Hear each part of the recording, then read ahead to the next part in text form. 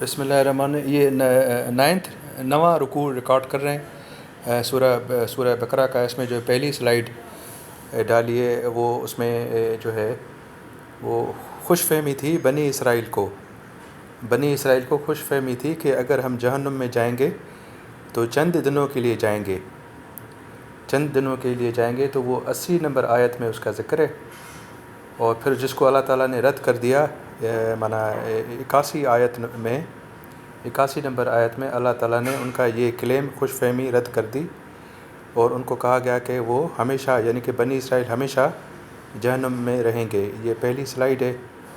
اور جو اس میں دوسری سلائیڈ ہے جو بنی اسرائیل میں ایک مرڈر ہو گیا تھا تو بنی اسرائیل چھپا رہے تھے تو پھر اس میں یعنی کہ 72 نمبر آیت میں 72 میں یہ سلائیڈ ہے کہ جو ظاہر کر رہی ہے کہ جو انسان چھپاتا ہے اللہ اس کو ظاہر کرتا ہے. جزاک اللہ. بنی اسرائیل کو کہا گیا کہ جو ڈیڈ باڈی تھی جس کا قتل ہو گیا تھا اس کو گائے کے گوشت کا ٹکڑا لگائیں تو وہ زندہ ہو گئی تھی. اس کے بعد اللہ تعالیٰ نے بنی اسرائیل کے دل کی مثال دی اور کہ وہ اتنی سخت ہو گئی کہ پتھروں سے بھی سخت. اور کچھ دل ایسے ہوتے ہیں جو نرم ہوتے ہیں جہاں سے چشمے نکلتے ہیں اور کچھ ایسے پتھر ہوتے ہیں جہاں سے پانی نکلتا ہے. اور ایسے پہاڑوں کا بھی اللہ تعالیٰ نے ذکر کیا جو اللہ تعالیٰ کی خشیت سے نیچے گر جاتے ہیں. پھر اللہ تعالیٰ نے مومنوں کی مثال تھی کہ ان کے دل ایسے نرم تھے کہ ایمان ان کے دلوں سے نکل آیا، آنسو نکل آئے پانی کی طرح. اور جس طرح سے پہاڑوں سے اوپر پتھر گرتے ہیں اللہ کی خوف خشیت کی وجہ سے، تو مومنین بھی وہ اللہ کے سامنے جو سچے تھے اللہ والے تھے وہ جھک گئے نبی کی دعوت پہ. پھر بنی اسرائیل والے نوئنگلی کا مطلب ہوتا ہے جان بوجھ کے وہ تعریف کرتے تھے توریت میں. اس کا بھی سلائیڈ ہم نے ڈالی. یہ ساری تحریفیں وہ چند سکوں کی وجہ سے چند ٹکوں کی وجہ سے کرتے تھے جس کا اللہ تعالیٰ نے قرآن شریف میں بھی ریفرنس دیا ہے. پھر بنی اسرائیل کے ہاتھوں نے یعنی کہ یہودیوں نے جو لکھا اللہ تعالیٰ نے جو تحریف کیا اللہ تعالیٰ نے اس کا بھی ذکر کیا ہے. یہ 3 منٹ کا شارٹ کلپ ہے. خاموشی ہے، کوئی پڑھنا چاہے تو پڑھ لے، عربی میں، انگلش میں اور سندھی میں. جزاک اللہ.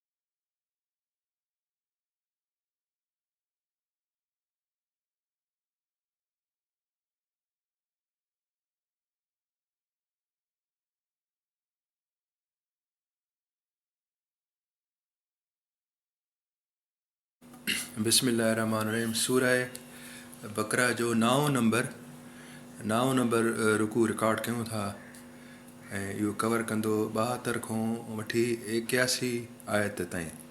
72 आयत नंबर 72 खां वठी 81 आयतुनि ताईं इहो रुकू नंबर 9 आहे. ऐं जेका इन जी ओपनिंग आयत आहे उन में ज़िक्र आहे हिकिड़ो खून थियो यानी कि मर्डर थियो बनी इसराइल में क़तल थियो, हिकिड़ो खून मर्डर थियो त उन ते बनी इसराइल में जो पाण में इख़्तिलाफ़ु थी पियो ऐं अलाह साईं चाहियो त उहो ज़ाहिर करे जेको उहो लिकाइनि पिया. छा लिकाइनि पिया पाण में गुज मुज जी हूंदी आहे त कातिल केरु आहे उहो लिकाइनि पिया. ऐं इन में अलहमदुलिल्लाह क़ुर शरीफ़ में जेका आयतुनि जी तरतीब आहे, तरतीब माना सीक्वेंस, हिकिड़ी आयत ॿी टी, त अहिड़े तरीक़े सां माना जेके तव्हां स्टूडेंट्स आहियो उहो नोट कयो त तक़रीबन हर आयत जे आख़िर में हिकिड़ो अरबी ख़ुशूसी लफ़्ज़ अचे थो जंहिंजी ख़ुशूसी माना आहे, ऐं उहा माना सिखंदासीं त उनजो माना मक़सदु सम्झ में अची वेंदो आयत जो। 73 नंबर आयत में हिकिड़े वॾे मौजज़े जो ज़िक्र आहे जेको अलाह साईं कयो आहे 73 नंबर आयत में, त अलाह साईं मुर्दे मां मुर्दे खे कीअं थो ज़िंदा करे।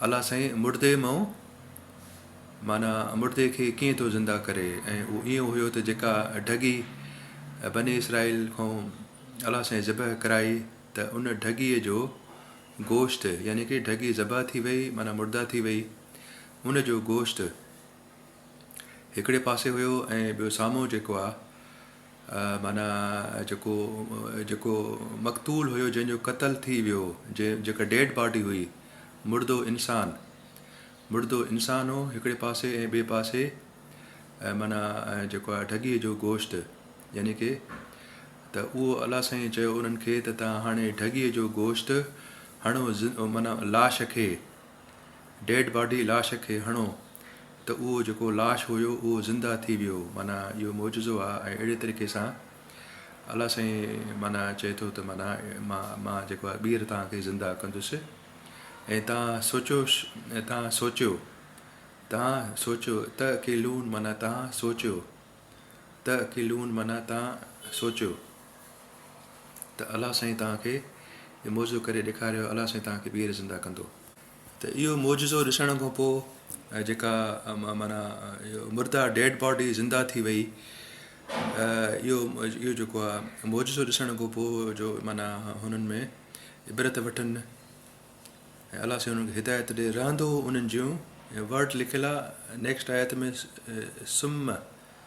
सुम माना पोइ देन, उन खां पोइ तव्हांजूं दिलियूं अञा सख़्तु थी वियूं, बजाए जे माना हिन मां माना इबरत वठण जे त पंहिंजो अलाह साईं मुर्दे खे कीअं ज़िंदा कयो ढगीअ जे गोश्त सां, बजाए उन मां जेको आहे इबरत वठण जे बनी इसराइल अलाह साईं रेफरेंस थो ॾे त उन्हनि जा दिलि अञा सख़्तु थी विया, ऐं एॾा सख़्तु थी विया ॼण पथर खां बि वधीक सख़्तु थी विया, ऐं इन्हनि जूं एॾियूं दिलियूं सख़्तु थी वियूं जो पथर खां माना वधीक। ऐं उनजो अलाह साईं पथरनि जो माना मिसाल ॾिनो आहे त पथर माना 3 क़िस्मनि जा पथर जो बिहेवियर हूंदो आहे। हिकिड़ा पथर उन्हनि खे तव्हां धकु लॻंदो आहे त चश्मो निकिरी ईंदो आहे, ऐं पंहिंजो कंहिं दरिया निकिरी ईंदो आहे, ऐं के पथर अलाह जी ख़शियत माना ख़ौफ़ जे करे माना जबल थो हेठि करंदा आहिनि, पथर माना पथरनि ते बि असरु थिए थो, चश्मो थो निकिरे, ठीकु आहे, ऐं माना उहो अलाह जे ख़ौफ़ मां माना चोटीअ थो पथर किरनि था, उन्हनि ते बि असरु थिए थो। पर बनी इसराइल जी जेके दिलियूं हुयूं उहे तमामु पथरनि खां बि वधीक सख़्तु हुयूं, त उन ते को माना मौजज़ो बि ॼण असरु न पियो करे। ऐं इन में हिकिड़ो वर्ड आहे अरबी आख़िर में तमलून माना अलाह जी नॉलेज में आहे, अलाह खे ख़बर आहे त तव्हां जेको कंदा आहियो अलाह खे, तमलून माना it is in the knowledge of अलाह, अलाह खे ख़बर आहे तव्हां छा कंदा आहियो, माना बनी इसराइल जी रेफरेंस आहे। इन में जेको आहे इहा जेका पथर वारी आयत आहे, इन में तफ़सीरनि में उलमा कराम लिखियो आहे त माना जॾहिं पंहिंजो अलाह साईं जो पैगाम आयो, साईं नबी साईं जन तबलीग खणी आया त जिन जी दिलि में नरमी हुई उन्हनि मां ईमान जो चश्मो निकिरी आयो, ऐं माना जीअं माना पथर खे धकु हणिबो आहे उन मां पाणी निकिरंदो आहे, त उनजे अखियुनि मां बि माना ॻोढ़ा निकिता, जेके ईमान वारा हुया जिन साईं नबी साईं जन ते ईमान आंदो मुस्लमान थिया, माना ॿिन्ही खे अलाह साईं कंपेयर कयो आहे। हिकिड़ो कंडक्ट मोमिनीन जो आहे ऐं हिकिड़ो कंडक्ट बनी इसराइल जो आहे, त मोमिननि खां ॻोढ़ा निकिता ऐं उहे झुकी पिया, जीअं पथर अलाह जे ख़ौफ़ खां किरी पवंदो आहे जबल तां, ईअं किरी पिया अलाह साईं जे माना हुकुम तहत। पर जेके बनी इसराइल खे माना उन्हनि जा दिलि सख़्तु थी विया। सूरह बकरा मदनी सूरत आहे, त त इन जे करे पंहिंजो मदीने ॾे रेफरेंस आहे त जेको आहे मदीने में माना मोमिन रहंदा हुया, मुस्लमान पंहिंजो मोमिन हुया ऐं यहूदी बि हूंदा हुया ऐं जेके मोमिन हुया यानी कि मुस्लमान उहे गुड फेथ में ऐं पंहिंजी माना मासूमियत में सम्झंदा हुया त यहूदीन बि ईमान आंदो आहे त उनजी नफ़ी कई आहे माना आयत नंबर 75 में क़ुर शरीफ़। ऐं इन में क़ुर माना हुनजो यहूदियुनि जो कंडक्ट ॿुधायो आहे त हू पंहिंजे किताब यानी कि तौरात खे ई माना चेंज कंदा आहिनि, उनखे पढ़ण में चेंज कंदा आहिनि नोइंगली, ऐं उन्हनि खे ख़बर आहे त हू उनखे उन्हनि माना तौरात खे माना चेंज कयो आहे, पढ़ण में बि चेंज कंदा आहिनि त यअलमून माना नोइंगली उन्हनि खे ख़बर आहे त हू माना चेंज करे तौरात खे पढ़नि था। उते मदीने जा हालात इहे हुया त उते पहिरियों मदीने में माना अंसार ऐं यहूदी ऐं अंसार पहिरियों रहंदा हुया, उते रहंदा शुरू खां मदीने में।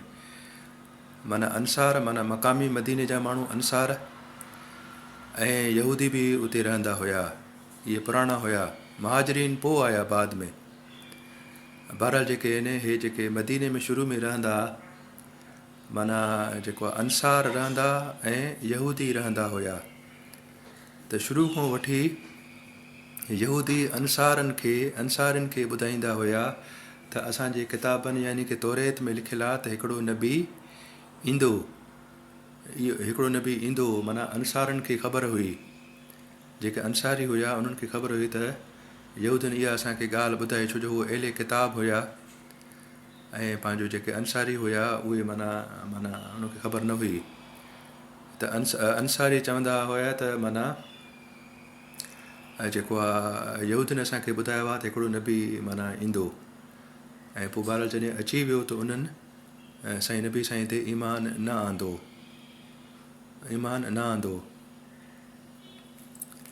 ऐं बाक़ी हुननि जो जेके यहूदी हूंदा उते मदीने में, उहे जॾहिं माना मुस्लमाननि सां मिलंदा हुया त उन्हनि खे चवंदा हुया त असां ईमान आंदो आहे। वरी जॾहिं उतां प्राइवेट हूंदा, जॾहिं पंहिंजे पुठीरा थींदा हुया त उहे पाण में यहूदी हिक ॿिए खे मना कंदा हुया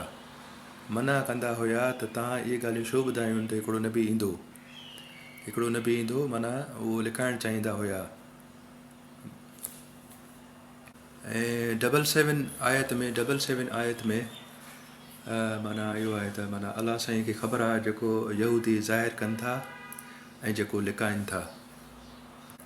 ऐं नेक्स्ट आयत में 78 नंबर आयत में माना यहूदी जेके मदीने में रहंदा हुया उन्हनि यहूदियुनि मां कुझु माना उम्मी हुया, माना पढ़ियल लिखियल यहूदी न हुया कुझु। त उहे जेके यहूदी हुया जेके पढ़ियल लिखियल न हुया, उम्मी उहे वरी पंहिंजे गुमान ते धुकनि ते हलंदा हुया। उहे जेके उम्मी यहूदी हुया, पढ़ियल लिखियल न हुया, ऐं उहे पंहिंजे माना नफ़सानी माना ख़्वाहिशुनि ते ऐं धुकनि ते हलंदा हुया। ऐं उम्मीनि जो हाल इहो ॿुधाए अची वियो ज़िक्र। बाक़ी जेके उन खां पोइ वरी जेके पढ़ियल लिखियल यहूदी हुया जिन खे लिखणु ईंदो, हैंड राइटिंग लिखणु ईंदो, त उहे पंहिंजी लिखत में जेको बि माना उन्हनि वटि ईंदो उनखे उनजी ख़्वाहिश मुताबिक़ सनद ॾींदा हुआ या फ़तवा ॾींदा हुया, ऐं माना उन्हनि खे माना जन्नत जा ख़्वाब ॾेखारींदा हुया, ऐं ऐं नालो खणंदा हुया अलाह जो नालो खणी लिखी ॾींदा हुया। पर उहो जेको ईंदो उन्हनि वटि माण्हू त उनखे उनजी ख़्वाहिश मुताबिक़ डिस्काउंट करे लिखी ॾींदा हुया, ऐं माना आख़िरत जो जन्नत जो सौदो कंदा हुया। इहे जेके पढ़ियल लिखियल यहूदी हुया इन्हनि जो वरी इहो हाल हो, पंहिंजी लिखत बि खपाईंदा हुया। माना चंद सिकनि में माना आयतूं लिखी ऐं अलाह ॾे उनखे रेफर करे माना अलाह जे बिहाफ ते असांजे किताब में लिखियलु आहे, ऐं पंहिंजो माना इहो कूड़ माना खपाईंदा हुया। हिन में लफ़्ज़ आयल आहे फवैलुल फवैलुल बहरहाल इहो आहे त माना अफ़सोस आहे उन्हनि ते जेको उन्हनि जे हथनि लिखियो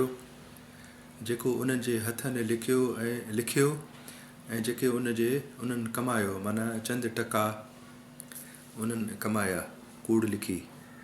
ऐं आयत नंबर 80 में हिननि जी हिकिड़ी माना ख़ुशफ़हमी जो ज़िक्र आहे, यहूदियुनि जी ख़ुशफ़हमी. त उहे चवंदा त माना जेका जहनुम जी बाहि आहे क़यामत में, उहा असांखे 2-3 ॾींहंनि खां वधीक माना असांखे कोन माना लॻंदी बाहि.